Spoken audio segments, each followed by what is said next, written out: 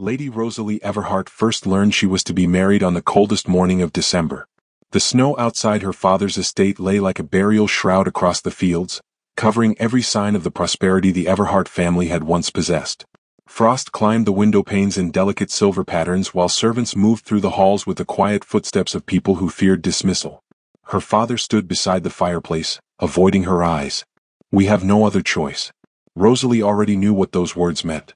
For months she had watched creditors arrive at the door. She had seen family heirlooms disappear from display cabinets. She had listened to whispered arguments through walls too thin to conceal desperation. Still, the truth struck like a blade. "You've arranged a marriage." Her father nodded. "The Duke of Blackthorn has agreed." Rosalie stared at him. Nathaniel Blackthorn, the most respected nobleman in the county. A widower. A father of 6. A man nearly 15 years older than her. A man she had never met.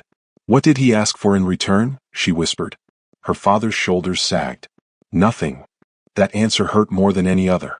The Duke was not buying a bride. He was offering charity. 3 weeks later, snowflakes drifted through the gray sky as Rosalie's carriage approached Blackthorn Castle. The estate emerged from the storm like something carved from winter itself. Ancient stone towers pierced the clouds. Dark windows reflected the fading afternoon light. Christmas garlands decorated the gates, yet the castle felt strangely lifeless. Beautiful. Grand. Empty. As the carriage rolled into the courtyard, Rosalie's stomach tightened. The massive doors opened before she reached them.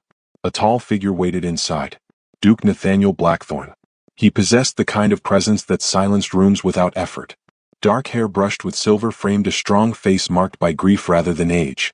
His blue eyes were sharp, intelligent, and utterly unreadable. He bowed politely. "Lady Rosalie, Your Grace." For a moment neither spoke. Snow swirled between them. Finally he stepped aside. "Welcome to Blackthorn Castle." The words sounded more like duty than hospitality. Rosalie followed him through endless corridors decorated for Christmas. Pine garlands draped staircases. Golden ribbons hung from chandeliers. Candles flickered in crystal holders. Yet despite the decorations, warmth seemed absent. It was a house prepared for Christmas but not expecting joy. Then she met the children. Edward, 13, stood straight beside the fireplace, watching her with cautious maturity. Samuel, 11, folded his arms and looked away. Henry, 9, studied her curiously from behind a book. Lucy, 8, remained silent beside a window. Rose, 6, peeked out from behind her sister. Little Oliver, 5, hid completely. Rosalie smiled gently. "Hello." No one answered. The silence lasted several seconds. Then Edward finally inclined his head. "Good afternoon, Lady Rosalie." The younger children copied him. Polite, respectful, distant, exactly like their father. That evening the wedding took place in the castle chapel. The ceremony was beautiful. The marriage was not. Rosalie spoke her vows honestly. Nathaniel spoke his perfectly. Neither sounded like words of love. When it ended, the guests applauded. The newly married couple walked together into the grand ballroom where hundreds of candles illuminated the Christmas feast. Music filled the air. Crystal glasses sparkled. Nobles raised toasts. For a brief moment Rosalie wondered whether hope might still exist. Then Nathaniel stood. The room fell silent. His gaze settled on her. Not cruel. Not angry. Simply determined. "I wish to make something clear." Every guest listened. Rosalie felt her pulse quicken. Nathaniel's voice carried effortlessly through the hall. "Lady Rosalie has become Duchess Blackthorn this evening." A few people smiled. Others nodded approvingly. Then came the words that shattered whatever fragile hope remained. "You have my name, my estate, and my protection." The pause felt endless. Nothing more. Silence crashed through the ballroom. Several guests lowered their eyes. Others looked embarrassed on Rosalie's behalf. The children froze. Rosalie kept her back straight. Years of good breeding prevented her humiliation from showing. But inside something ached. Nathaniel sat down. The feast resumed. Music returned. Conversation continued. Yet the celebration felt colder than the storm outside. Hours later the castle finally quieted. Unable to sleep, Rosalie wandered the corridors. Moonlight spilled through tall windows. The castle groaned softly in the winter wind. As she passed a forgotten staircase, she noticed movement. 6 small figures carrying lanterns. The children. Curiosity overcame hesitation. Keeping her distance, she followed. They climbed narrow stone steps spiraling upward through an abandoned tower. Dust coated the walls. The air grew colder. Finally they reached a wooden door hidden beneath ivy and age. Edward pushed it open. Warm candlelight spilled into the darkness. Rosalie stopped. The room beyond stole her breath. It was beautiful. Hundreds of handmade decorations covered the walls. Paper stars, dried flowers, painted ornaments, tiny Christmas gifts wrapped in faded ribbons. Candles flickered beneath a large portrait of a smiling woman, their mother. Everything in the room radiated love and longing. Samuel noticed her first. The children turned. For a moment Rosalie expected them to demand she leave. Instead nobody spoke. Edward looked toward the portrait, then back at her. "We come here every Christmas." Rosalie stepped inside carefully. "It's beautiful." Lucy swallowed hard. "No one else knows." Rose placed a tiny gift beneath the portrait. "We bring Mama presents." Oliver suddenly approached her. In his small hands rested a wooden angel with one broken wing. The paint had faded with age. The crack had been repaired several times. Not successfully. The little boy looked up at her with enormous eyes. Mama was fixing it before she died. His voice trembled. The room fell silent. Then he pressed the angel into Rosalie's hands. A simple gesture. Yet somehow it felt larger than any wedding vow spoken earlier that day. Because while their father had given her a title and a castle, 6 grieving children had just offered something far more precious. Trust. And as Rosalie stood beneath the candlelight, holding the broken angel while 6 pairs of hopeful eyes watched her, she realized that hidden high above Blackthorn Castle was not merely a memorial room. It was a doorway into the hearts no one else had been allowed to enter. Rosalie spent the next morning repairing the wooden angel. She sat beside a sunlit window in the castle's small library, carefully fitting the broken wing together while snow drifted beyond the glass. The work was delicate. One careless movement would split the aged wood further. When Oliver found her, his eyes widened. "You fixed it." "Almost." The little boy climbed onto the chair beside her. "Nobody else tried." Rosalie smiled softly. "Then they were very foolish." For the first time Oliver smiled back. The moment lasted only seconds, but it followed Rosalie throughout the day. Something had changed in the tower room. The children no longer looked at her as an intruder. They watched her as if deciding whether she belonged. That afternoon she returned to the hidden memorial room carrying fresh candles. The children were already there. Edward organized ornaments. Lucy dusted shelves. Rose hummed quietly while arranging dried flowers beneath their mother's portrait. Henry knelt beside an old chest. Samuel sat cross-legged on the floor reading. The room felt alive despite its purpose. Like grief preserved so carefully it had become part of the family's heartbeat. Rosalie helped replace several burnt candles. As she moved a stack of old boxes, she noticed a leather-bound book hidden beneath a folded Christmas blanket. The cover was worn smooth by years of use. Gold letters decorated the front. "Christmas wishes." "What is this?" she asked. 6 faces immediately turned toward her. Rose brightened. "Our wish book." Henry closed the lid of the chest. "We write in it every year." Rosalie opened the cover. The first entries were written in childish handwriting. Some pages contained drawings. Others held carefully written lists. The earliest entries belonged to Edward. He would have been only 4 years old. Rosalie expected toys, ponies, games, Christmas sweets. Instead she found a single sentence. "I wish Mama gets better." The words tightened something inside her chest. She turned another page. Another year. Another wish. "I wish Mama comes home for Christmas." Then another. "I wish Father would stop crying." The room became very quiet. Rosalie continued reading. Samuel's wishes were equally heartbreaking. "I wish Father would eat dinner with us." "I wish Lucy would stop having nightmares." "I wish Christmas felt happy again." Henry's pages contained crooked handwriting. "I wish nobody leaves anymore." "I wish Father smiles." Lucy's entries were written with remarkable care. "I wish we could sing Christmas songs again." "I wish Father opened the piano room." Rosa's wishes became tear-stained as years passed. "I wish Father hugs us more."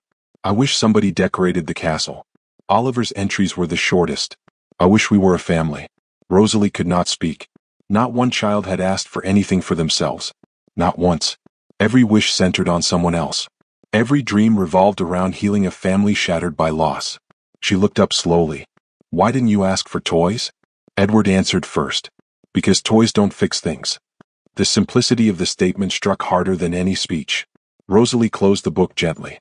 For a long moment she stared at the worn cover. Then a quiet determination settled inside her. She could not replace their mother. She could not erase 10 years of grief. But perhaps she could grant a few wishes. The opportunity arrived sooner than expected. That evening Nathaniel entered the dining room expecting another solitary meal. Instead he stopped in the doorway. The long table had been shortened. 6 children sat waiting. Rosalie occupied one empty chair. Edward rose carefully. "Would you join us, father?" The Duke looked genuinely startled. Nobody spoke. Finally he sat down. The children exchanged uncertain glances. Dinner began awkwardly. Conversation stumbled. Silences appeared. Yet for the first time in years, Nathaniel remained until the meal ended. When he left, Rose nearly bounced in her chair.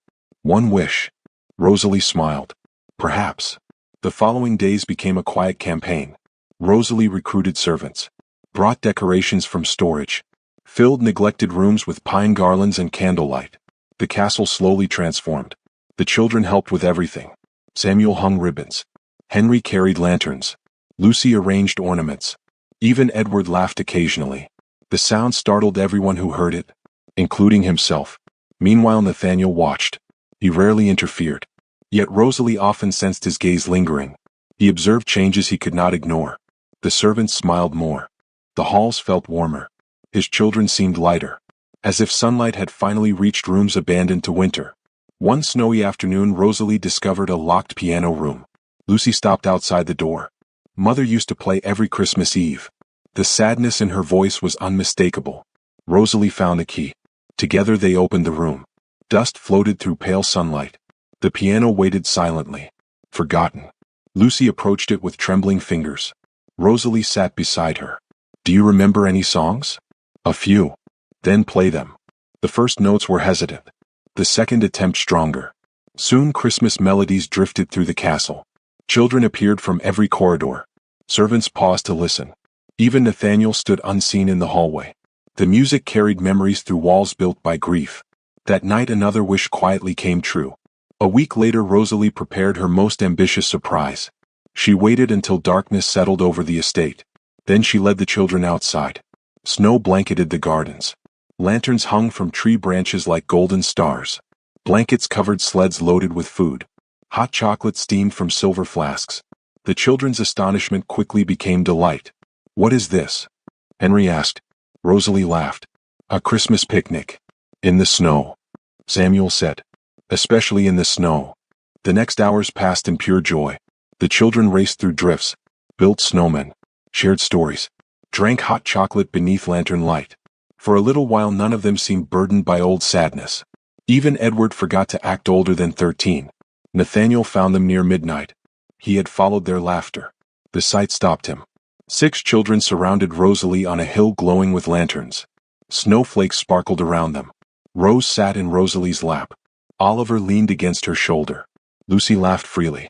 Henry threw snow at Samuel. Edward grinned openly. It looked less like a gathering, more like a family. Something shifted behind Nathaniel's guarded eyes. Rosalie saw it happen. Just for a second. The wall cracked. Not enough to fall. Enough to reveal the lonely man behind it. Later, as the children prepared for bed, Edward lingered beside her. The others had already gone upstairs. Only lantern light remained. The boy stared toward the snowy gardens. Then he spoke quietly.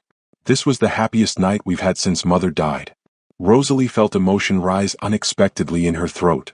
Edward looked at her. Not as a duchess. Not as his father's wife. As someone important. Someone trusted. Someone needed. Then he reached into his coat pocket and removed a folded piece of paper.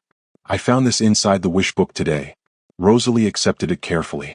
The paper was old. Much older than the rest. Her pulse quickened. The handwriting was unfamiliar. Elegant. Feminine. And at the very top, written in faded ink, were words that made her breath catch. "To the woman my children choose." A fierce snowstorm arrived 3 days before Christmas. By dawn, Blackthorn Castle stood surrounded by walls of white. Wind screamed across the frozen grounds, rattling windows and scattering snow against ancient stone. The servants hurried through corridors carrying extra firewood while stable hands fought to secure frightened horses. Rosalie stood near a drawing-room window watching the storm build. The folded note from the wish book remained tucked safely inside her pocket. "To the woman my children choose." Those words had occupied her thoughts ever since Edward had handed her the paper. She still had not shown it to Nathaniel. Part of her feared what it might mean. Another part feared hoping too much. A sudden knock interrupted her thoughts. The butler entered looking unsettled. "Your Grace, the gatekeeper requests assistance immediately." Rosalie straightened. "What happened?" "A woman has been found outside the eastern gates." Moments later she followed him through the storm. Snow lashed her face. The cold bit through layers of wool. Near the gates several servants stood gathered around a motionless figure half buried in snow. An elderly woman. Thin. Exhausted. Barely conscious. Her gray hair was crusted with ice. Her hands trembled violently. One servant shook his head. "She's a vagrant." Another frowned. "She won't survive the journey to the village." The gatekeeper looked uncertain. "What should we do?" Rosalie dropped to her knees beside the woman. The old woman's skin felt frighteningly cold. Without hesitation Rosalie removed her cloak and wrapped it around her. "We bring her inside." Several servants exchanged uncomfortable glances. "But Your Grace."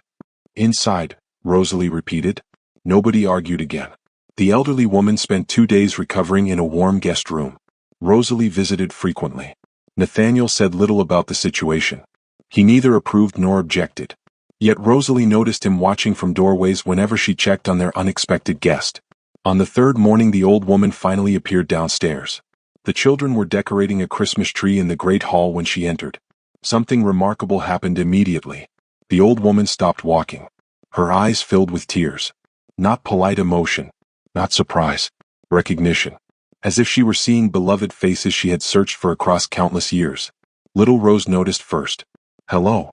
The woman smiled. A trembling smile. "Hello, sweetheart." Rosalie expected the children to retreat.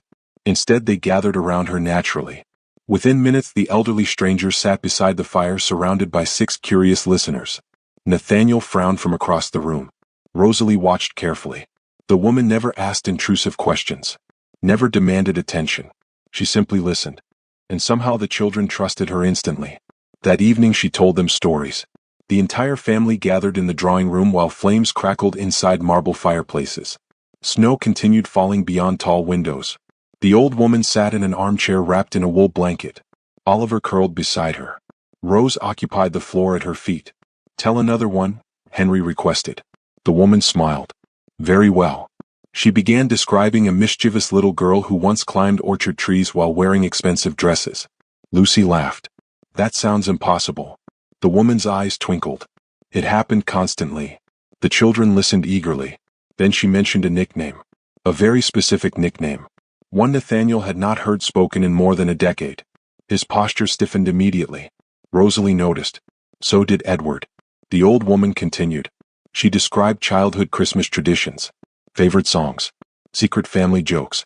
Details nobody outside the family should have known. The room grew quieter with every story. Samuel finally spoke. "How do you know all this?" The woman fell silent. A shadow crossed her expression. Before she could answer, Nathaniel stood. The warmth vanished from his face. "That is precisely what I would like to know." The children looked between them nervously. Nathaniel approached slowly. His voice remained controlled. Almost too controlled. "Who are you?" The old woman lowered her gaze. For several moments only the storm could be heard. Finally she whispered. "I once cared for your wife." Nobody moved. Nathaniel stared. The woman looked toward the portrait hanging above the mantel. A portrait of the late Duchess. Beautiful. Smiling. Forever young. Tears filled the old woman's eyes. "I was her nurse. Her governess. Her guardian after her parents died." Rosalie felt her breath catch. The children sat frozen. The woman continued softly. "I loved her as if she were my own daughter." Nathaniel sank slowly into a nearby chair. Shock flickered across his features. The old woman explained everything. Years earlier illness had forced her into a distant care home. After recovering she had searched for the family. The journey had taken years. Poverty had slowed her. Age had weakened her. Yet she had continued searching. "I promised her I would find you." Rose burst into tears first. Then Oliver. Soon several of the children were crying openly. The old woman gathered them close. Rosalie saw something profound in the scene. The children were not embracing a stranger. They were embracing the last living connection to their mother. The following afternoon the woman requested a private meeting. She led Nathaniel, Rosalie, and the children to an unused storage room beneath the west wing. Dust coated everything. The space appeared untouched for years. The elderly woman pointed toward a large wooden trunk hidden beneath old blankets. Nathaniel frowned. "What is this?" Her hands trembled. "A promise." Together they pulled away the coverings. Inside lay dozens of carefully wrapped packages. Letters. Small boxes. Handmade ornaments. Christmas gifts. Every item preserved with extraordinary care. The children stared in disbelief. The old woman wiped away tears. She prepared them before she died. Rosalie felt goosebumps spread across her skin. One by one the gifts were opened. Each child received something deeply personal. Edward found a compass engraved with a loving message. Samuel received a sketchbook. Henry discovered a carved wooden horse. Lucy found sheet music written in her mother's hand. Rose received a necklace. Oliver found another wooden angel. Each gift included a letter. Each letter carried love across 10 years of absence. By the time the final package remained, nobody had dry eyes. Nathaniel looked broken and healed at the same time. The elderly woman reached toward the last box. Unlike the others, it bore a different name. Rosalie Everhart Blackthorn. The room fell completely silent. Rosalie stared at it. I don't understand. The old woman smiled sadly. Neither did I when she entrusted it to me. Rosalie opened the package carefully. Inside rested a velvet pouch. Beneath it lay a folded letter. The handwriting matched the note hidden inside the wish book. Her hands shook as she unfolded the paper. Every pair of eyes remained fixed upon her. She began reading silently, then stopped. Her breath caught. The room blurred. Slowly she looked up. Nathaniel was watching her. So were the children. Waiting, hoping, afraid. Rosalie lowered her gaze back to the page and read the first line again, because surely she had misunderstood it the first time. Yet the words remained exactly the same. If you are reading this, then my children have chosen you. 3 days before Christmas, Duke Nathaniel Blackthorn left for London. The decision pleased nobody. Snow continued falling across the countryside, burying roads beneath thick white drifts and turning every journey into a gamble against winter. Even the servants whispered concerns as trunks were loaded onto the carriage. Rosalie stood beside the front steps while the children gathered around their father. You'll be back before Christmas Eve? Rose asked. Nathaniel knelt before her. That is my intention. Oliver tugged on his coat sleeve. You promise? The Duke hesitated. Only briefly. Yet Rosalie noticed. I promise to try. The answer sounded honest rather than comforting. Edward shook his father's hand like a young man trying to appear brave.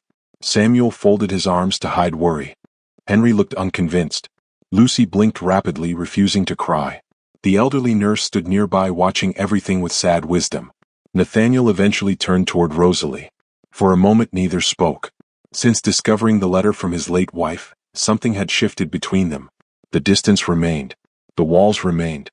Yet cracks had appeared. Small openings through which light occasionally entered.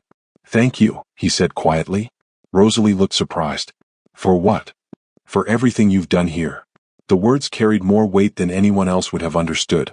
Before she could answer, he stepped into the carriage. Minutes later he disappeared into falling snow. Rosalie watched until the road vanished completely. An uneasy feeling settled inside her chest. The following day passed without news. Then another.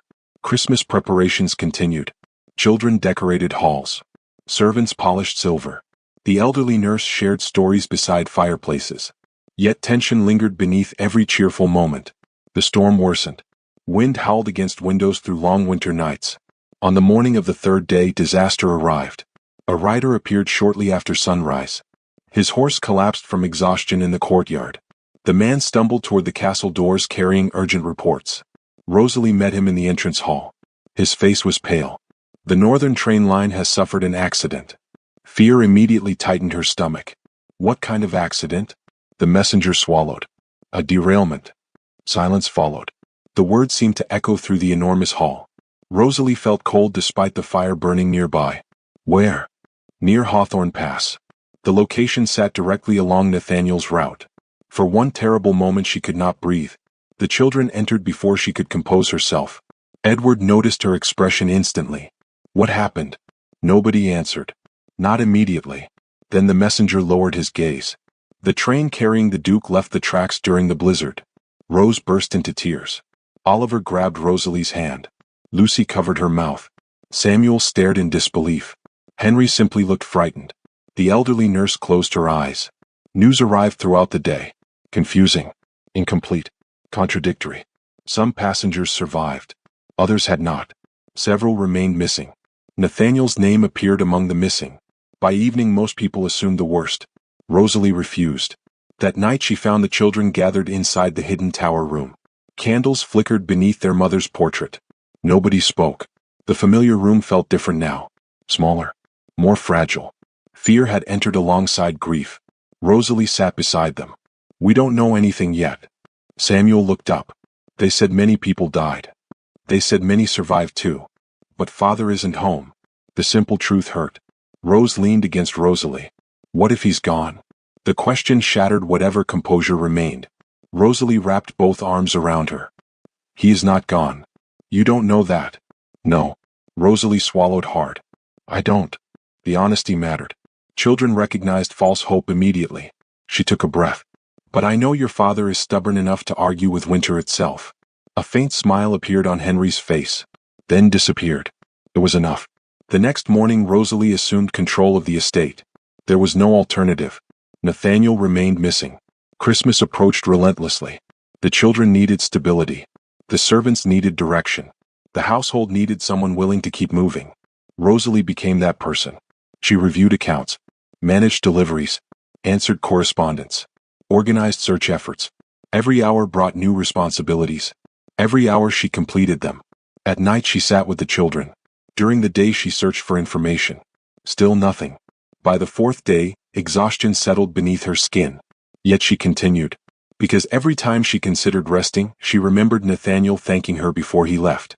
She remembered his guarded smile. She remembered the loneliness hidden beneath years of grief. And she could not stop. On the fifth morning, a breakthrough finally arrived.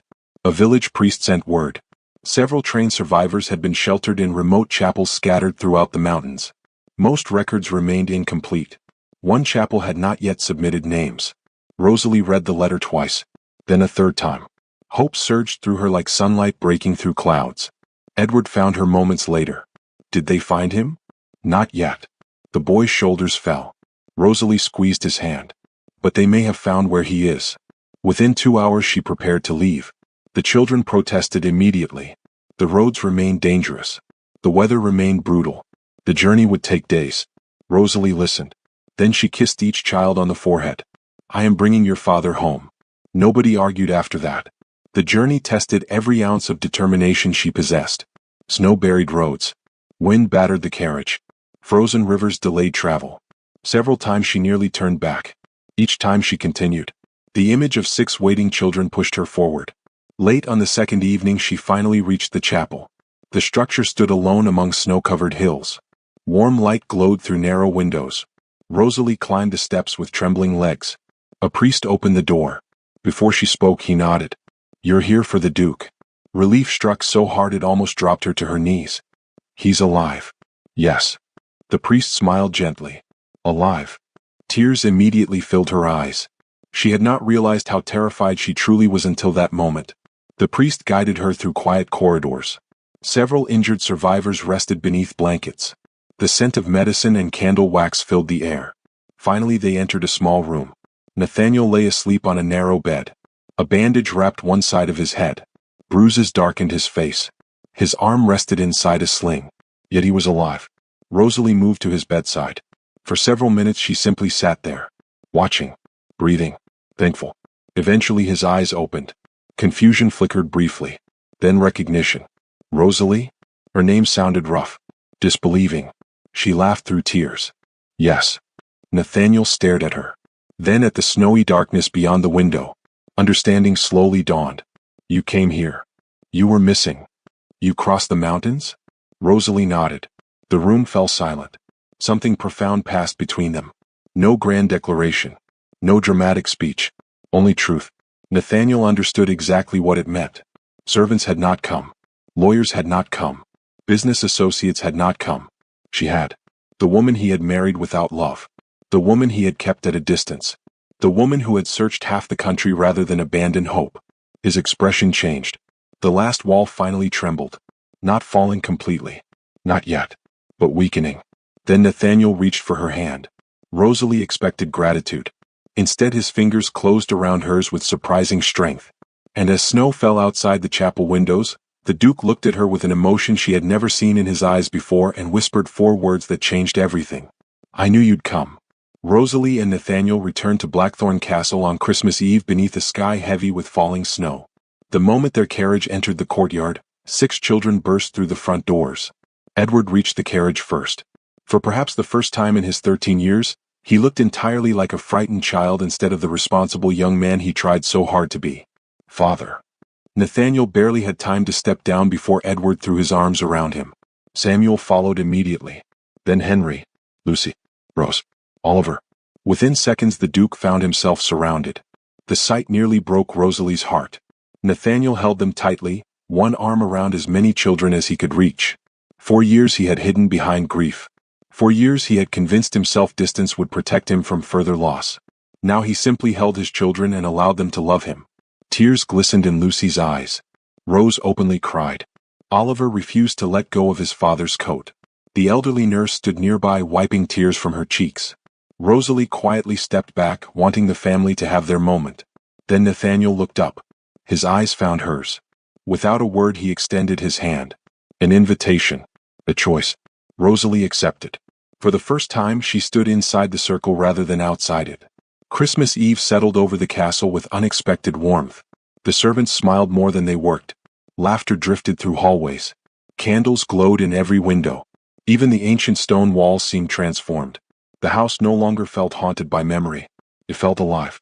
After supper, Edward approached Rosalie with unusual secrecy. We need your help. She smiled. With what? You'll see. Within minutes all 6 children had disappeared. Nathaniel looked equally confused. The mystery lasted until nearly midnight. Then the doors to the grand ballroom opened. Rosalie gasped. Nathaniel froze beside her. The room had been transformed. Thousands of candles illuminated the vast space in warm golden light. Garlands draped every column. Handmade ornaments hung from evergreen branches. Long tables displayed decorations crafted by the children over many years. Paper stars. Painted angels. Wooden carvings. Memories. The ballroom no longer resembled a noble gathering hall. It resembled a family's heart brought into the open. Rose beamed proudly. We did it ourselves. Mostly, Samuel admitted. The servants helped. A little, Henry corrected. The servants exchanged amused smiles. Rosalie felt tears gathering. Every detail reflected the wishes from the Christmas book. The family eating together. The castle decorated again. Christmas songs returning. Joy restored. The children had not merely fulfilled wishes. They had become the reason those wishes came true. Then Edward stepped forward. There is one more thing. The eldest boy walked toward the ballroom's far doors. With a dramatic flourish he pulled them open. Rosalie's breath caught. The hidden tower room had been connected to the celebration. A pathway of lanterns stretched from the ballroom into the old memorial chamber. The portrait of the late Duchess remained exactly where it belonged. The candles remained. The gifts remained. But something had changed. The room no longer felt like a shrine to loss. It felt like a bridge. Past and present standing together. The children entered first. Nathaniel followed slowly.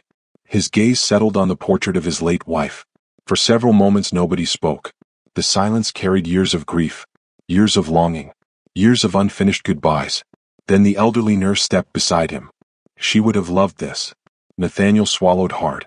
I know. The nurse touched his arm gently. You kept her memory alive. His eyes remained fixed on the portrait.